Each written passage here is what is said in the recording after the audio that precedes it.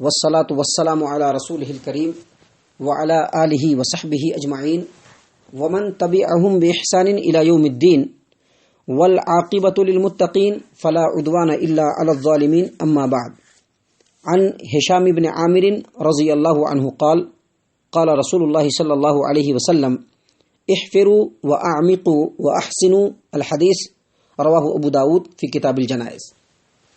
معزز سامعین کرام، میت کے دفن کرنے کے تعلق سے احکام و مسائل درس حدیث کی شکل میں آپ کی خدمت میں تھوڑا تھوڑا کر کے ترتیب کے ساتھ پیش کیا جا رہا ہے.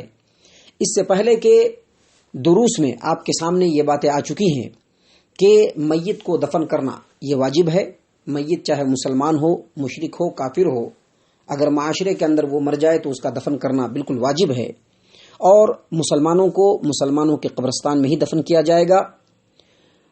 اور ساتھ ہی ساتھ یہ بھی بتایا گیا تھا کہ انبیاء کی قبر وہیں بنائی جاتی تھی جہاں ان کی وفات ہوا کرتی تھی، جیسا کہ نبی صلی اللہ علیہ وسلم کی قبر وہیں بنی گئی جہاں پر نبی صلی اللہ علیہ وسلم فوت ہوئے، اور اسی طرح سے شہیدوں کو بھی وہیں دفن کیا جاتا ہے جہاں پر ان کی قتل گاہ ہوتی ہے، مقتل گاہ ہوتی ہے، جہاں پر ان کو شہید کیا جاتا ہے وہیں پر ان کو دفن کیا جاتا ہے.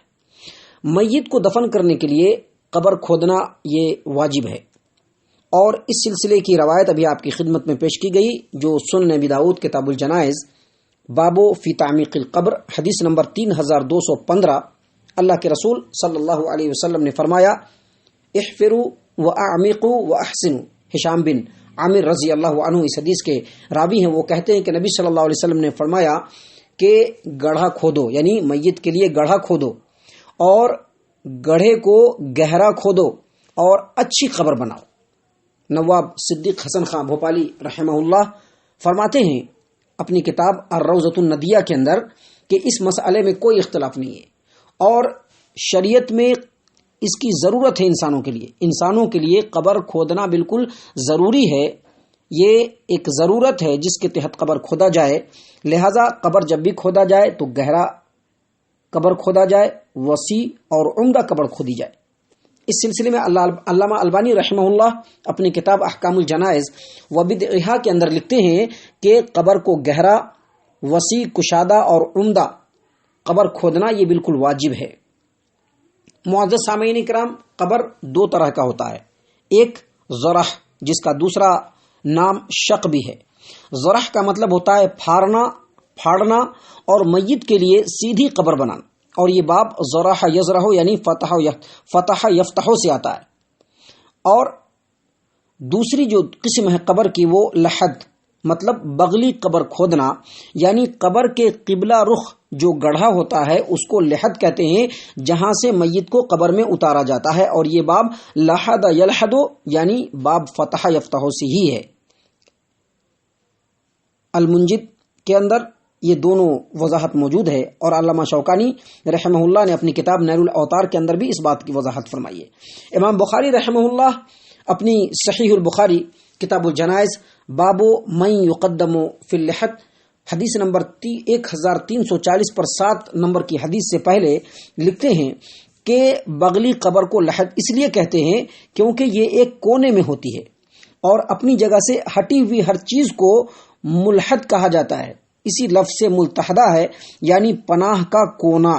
اور اگر قبر سیدھی ہو تو اس کو ضریح کہتے ہیں. سامعین کرام، شریعت اسلامیہ کے اندر دونوں طرح کی قبر کو کھودنا جائز ہے. دونوں طرح کی قبر بنائی جا سکتی ہے. شق قبر بھی بنایا جا سکتا ہے اور لحد بھی بنایا جا سکتا ہے. اور اس کی جو دلیل ہے وہ سنن ابن ماجہ ابواب ما جاء فی الجنائز باب ما جاء فی الشق حدیث نمبر 1557 نمبر کی روایت انس بن مالک رضی اللہ عنہ کی روایت ہے. وہ فرماتے ہیں لما توفی النبی صلی اللہ علیہ وسلم کان بالمدینۃ رجل یلحد وآخر یذرح فقالوا نستخیر ربنا ونبعث الیہما فأیہما سبق ترکناہ فارسل الیہما فسبق صاحب اللحد فلاحدوا للنبی صلی اللہ علیہ وسلم. یعنی انس بن مالک رضی اللہ عنہ بیان کرتے ہیں کہ جب نبی کریم صلی اللہ علیہ وسلم فوت ہوئے تو مدینے میں ایک آدمی بغلی قبر بناتا تھا اور دوسرا سیدھی قبر بناتا تھا. لوگوں نے کہا کہ ہم کو استخارہ کرنا چاہیے، اور ان لوگوں نے یعنی صحابہ کرام نے دونوں طرف آدمی بھیج دیے. کہا کہ ہم لوگ استخارہ کرتے ہیں اور دونوں طرف پیغام بھیج دیتے ہیں، یعنی جو بغلی قبر بناتا ہے، جو لحد بناتا ہے، اس کی طرف بھی پیغام بھیج دیتے ہیں، اور جو سیدھی قبر بناتا ہے اس کی طرف بھی پیغام بھیج دیتے ہیں. ان میں سے جو بعد میں آئے گا اس کو چھوڑ دیں گے، اور جو پہلے آئے گا اس سے قبر کھدوا لیا جائے گا. پھر ان دونوں کی طرف پیغام بھیج دیا گیا. تو بغلی قبر بنانے والا پہلے آن پہنچا، فلاحد للنبی صلی اللہ علیہ وسلم، لہذا انہوں نے نبی اکرم صلی اللہ علیہ وسلم کے لیے بغلی قبر بنوائی. اس حدیث سے استدلال کیا جاتا ہے، اور یہ بالکل صحیح اور برحق استدلال ہے، کہ مدینے میں دونوں طرح کی قبر بنانے والے آدمی موجود تھے، یعنی لحد بنانے والا بھی موجود تھا اور شق قبر بنانے والا بھی موجود تھا. آپ صلی اللہ علیہ وسلم کا ان دونوں کو برقرار رکھنا اور دونوں کو قائم رکھنا اس بات کا ثبوت ہے، اس بات کی دلیل ہے کہ دونوں طرح کی قبر بنانا جائز ہے. لیکن چند ایسی دلیلیں ہیں جن کی بنیاد پر معلوم ہوتا ہے کہ لحد قبر بنانا یہ زیادہ بہتر ہے، شق کے مقابلے میں لحد قبر بنانا یہ زیادہ بہتر ہے، کیونکہ سنن ابی داؤد کی روایت ہے کتاب الجنائز باب فی اللحد، اور جامع ترمذی کتاب الجنائز باب ما جاء فی قول النبی صلی اللہ علیہ وسلم اللحد لنا والشق لغیرنا. ان دونوں کے تحت، اور سنن ابن ماجہ کی روایت ہے عبداللہ ابن عباس رضی اللہ عنہما سے مروی ہے کہ رسول اللہ صلی اللہ علیہ وسلم نے فرمایا اللحد لنا والشق لغیرنا، یعنی بغلی قبر ہمارے لیے ہے اور سیدھی قبر دوسروں کے لیے ہے. اور اسی طرح سے نبی صلی اللہ علیہ وسلم کی وہ حدیث جو ابھی آپ کے سامنے پیش کی گئی سنن ابن ماجہ کی، جس میں نبی صلی اللہ علیہ وسلم کا انتقال ہوا، فوت ہوئے، تو لحد بنانے والے نے ہی نبی صلی اللہ علیہ وسلم کے لیے لحد قبر بنائی. لہذا ان دونوں روایتوں سے، اور اس کے علاوہ ایک اور روایت ہے جس کو روایت کیا ہے امام مسلم نے اپنی صحیح کتاب الجنائز بابو فی اللحد و نصب اللبن علی المیت، اور سنن ابن ماجہ کی روایت ہے سعد بن ابی وقاص رضی اللہ عنہ نے مرض الموت میں یہ وصیت فرمائی کہ الحدو لی لحدن وانصبوا لی علی لبنا نصبا کما صنع برسول اللہ صلی اللہ علیہ وسلم، یعنی میرے لیے بغلی قبر بنانا اور مجھ پر کچی اینٹیں چننا جیسا کہ رسول اکرم صلی اللہ علیہ وسلم کے ساتھ کیا گیا. علامہ نووی رحمہ اللہ، شیخ عبداللہ البسام، یہ دونوں فرماتے ہیں کہ بغلی اور سیدھی دونوں قبر کے جواز پر علماء کا اجماع ہے. لیکن علامہ شوکانی رحمہ اللہ اپنی کتاب نیل الاوطار کے اندر لکھتے ہیں کہ یہ حدیثیں جو اوپر پیش کی گئیں اس بات کا ثبوت ہے کہ بغلی قبر بنانا یہ افضل ہے سیدھی قبر بنانے کے مقابلے میں. اور امیر صنعانی رحمہ اللہ اور علامہ البانی رحمہ اللہ دونوں کا کہنا ہے کہ بغلی قبر افضل ہے. ان تمام روایتوں سے اور ائمہ اہل فن کے اقوال کی روشنی میں یہ بات واضح ہو جاتی ہے کہ بغلی قبر بنانا یہ افضل ہے، لیکن اگر سیدھی قبر بنائی جائے تو یہ بھی جائز ہے. اور قبر جو ہونی چاہیے وہ کچی اینٹوں سے بنانی چاہیے، جیسا کہ ابھی اوپر آپ کے سامنے حدیث گزری کہ سعد بن ابی وقاص رضی اللہ عنہ نے مرض الموت میں یہ وصیت فرمائی کہ میرے لیے بغلی قبر بنانا، وانصبوا علی اللبن نصبا، اور مجھ پر کچی اینٹیں نصب کرنا جیسا کہ رسول اللہ صلی اللہ علیہ وسلم کے ساتھ کیا گیا.